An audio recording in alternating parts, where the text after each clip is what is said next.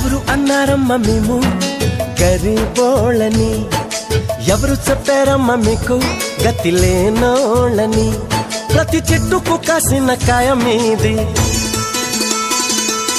ఎండి విరిగిన ప్రతి పుల్ల మీది. కొండ కోన వాగు వంక గూడెం గుడిసే పల్లె పాట కలిసి వెరసి అడవే మిదమ్మా. ఈ అడవి మీద హక్కే మిదమ్మా.